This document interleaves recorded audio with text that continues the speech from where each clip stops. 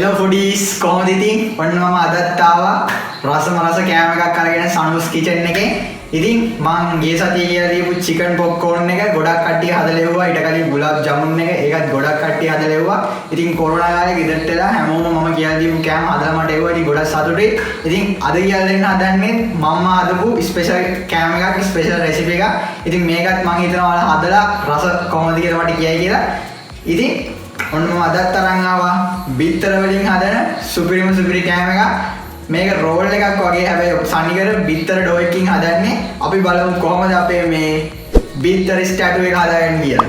ඉතින් අපේ මේ ස්ටැටු එක හදන්න අපි ඩෝ එක විදියට ගන්නෙ බිත්තර. ඉතින් අපි මේ බිත්තර එක හරියට හදා ගන්න ඕනේ. අපි බලමු කොහොමද මේ බිත්තර එක හරියට අපේ ඩෝ එකට හදාගන්නේ කියලා. හරි මුලින්ම මම බිත්තර කඩාගෙන වාදනයකට දාගන්නවා. බිත්තර 4ක් කඩා ගන්නවා මේකට. අපි බිත්තරයකට මේ වගේ පොඩියට චොප් කරගත්තු ලුණු මේස හැඳි 2ක් විතර දාගන්නවා. ඊට පස්සේ මේකට වලට ඕනම දාගන්න මම මේ විදිහට කොච්චි මේස හැන්දක් දාගන්නවා. ඊට පස්සේ හරපිංච ටික සුදු ලුණු ටිකක් දාගන්න.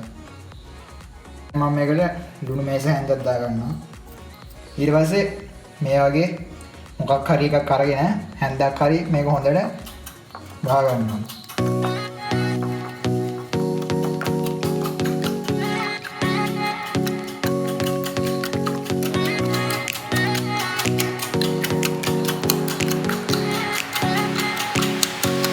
දැන් මම මේ බිත්තරේට පාන් පිටි මේස හැඳි 2ක් දාගන්න. බිත්තර 4. ඊට පස්සේ මේක හොඳට ආයෙ ගහ ගන්න.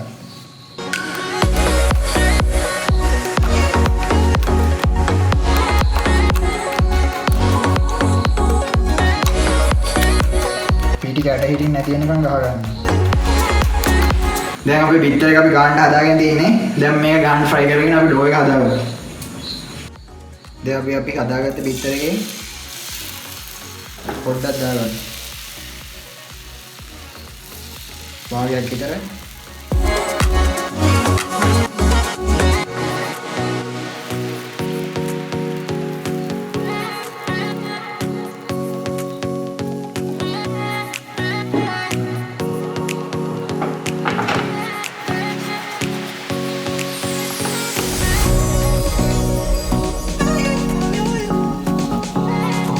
දැන් අපි මේ බිත්තර එක හොඳට තැම්බෙන්න මේක වහ ගන්න ඕනේ. අපි අර බිත්තර එක විනාඩි 3-4ක් යද්දී ගාන්න තැම්බීගෙන යනවා. මේක ගාන්නට ඇවිල්ලා තිනවා. අපි මේක ගලවගෙන අනිත් පැත්ත හරවමු.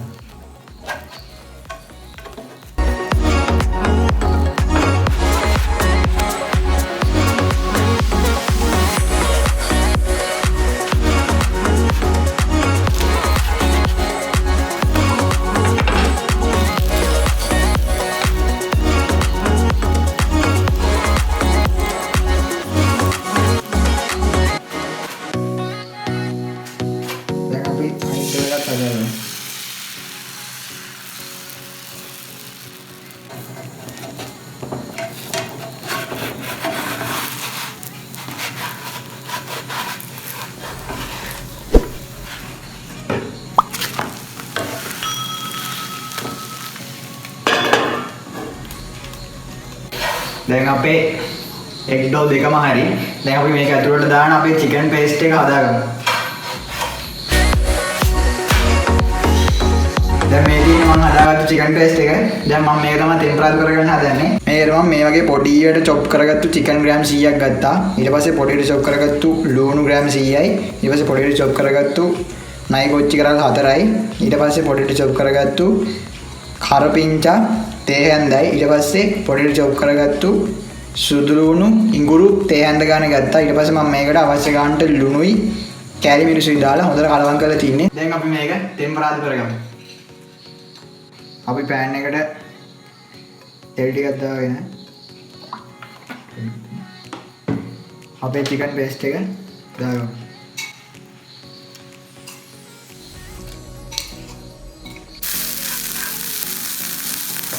මෙන්න මේ වගේ අපි මේක හොඳට ටෙම්පරේචර් කරගන්නවා.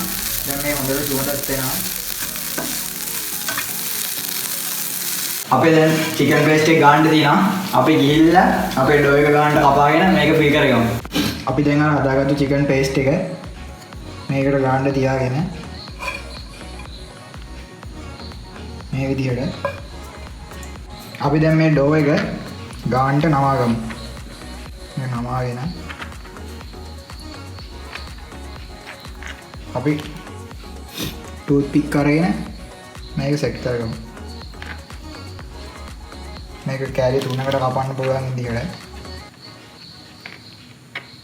කෑලි 3කට ෆික්ස් කරගමු. දැන් අපි ටූත් පික් එක ගහගෙන මේක කෑලි 3කට කපාගමු.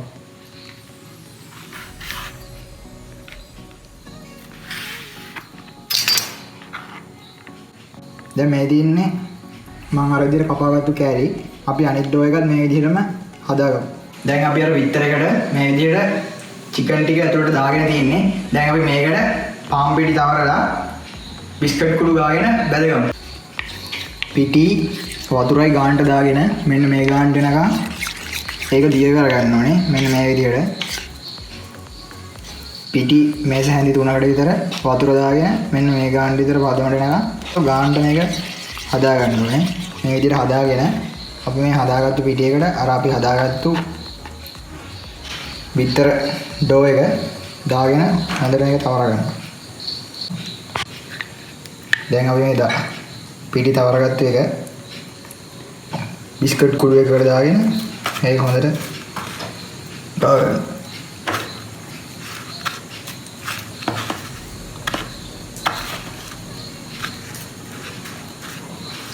දැන් අපි අර තවරගත්තු එක ආයෙ පාරක් පිටියකට දාගෙන ආයෙ පාරක් ඒ විදිහටම කරනවා.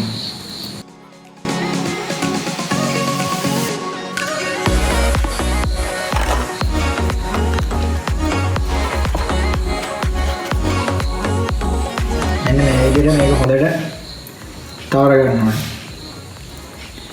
අපි අනිත් ඔක්කොම ටිකත් මේ විදිහට තවර ගන්නවා. මේ තියෙන්නේ දැන් අපි අර පාන් පිටි එකේ තවරලා බිස්කට් කුඩු දාලා ගත්තු අපේ එග් ස්ටැටු එක. දැන් අපිට තියෙන්නේ මේකේ අන්තිම ස්ටෙප් එක. මේක බැදගෙන බලමු. මේක දැන් නම් හොඳට පෙනුමක් තියෙනවා.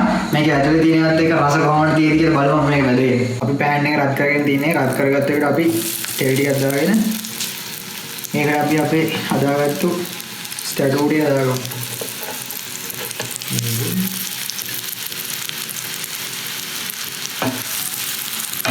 මේක මේ විදිහට හොඳට හැම පැත්තෙම බෙදගන්න. ලස්සනට රන්වන් පාරක් යනවා.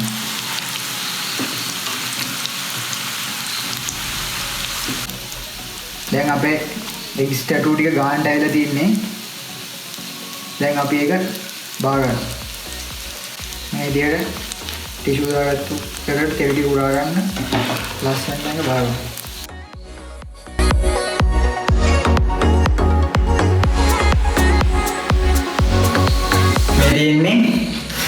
අපි හදාගත්තු එග් ස්ටැටු එක. ඉතින් මේකත් හරිම ලේසියෙන් තමයි අපි හදාගත්තේ. මේ තියෙන මේක පේනවා දැන් නම් සුවඳක් තියෙනවා. මේක ඇතුලේ හොඳට පේනවා. ඉතින් මේ ලස්සනට තියෙනවා. මේක ඇතුලේ ඔම්ලට් එක දාගත්තු එක මානව ලස්සනට තියෙනවා. දැන් තියෙන්නේ මේ කාලා බලන්න තමයි. අනිත් ඒවාත් වගේම මේකත් රසටම දියේ කියලා හිතෙනවා.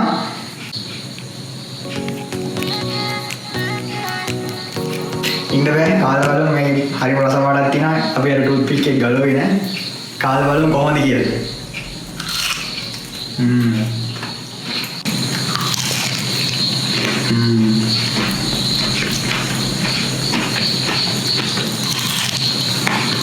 මේක පුදුම රසක් තියෙන්නේ.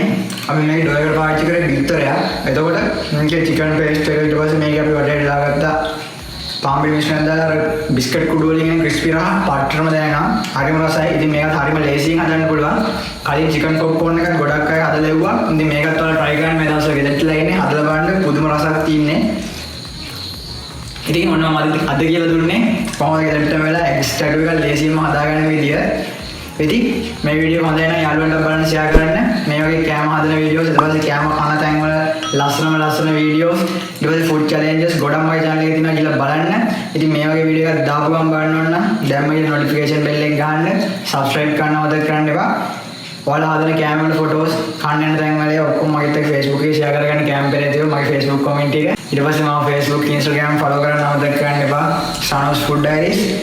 ඉතින් මේ වගේ තවත් රස කෑම හදන වීඩියෝස් හරි කෑම කන්න යන තැනක වීඩියෝ එකක් එක්ක හරි ඉක්මනටම සෙට් වෙමු. එහෙනම් මම ආයෙත් එන්නම්. මම Sanu's Food Diaries.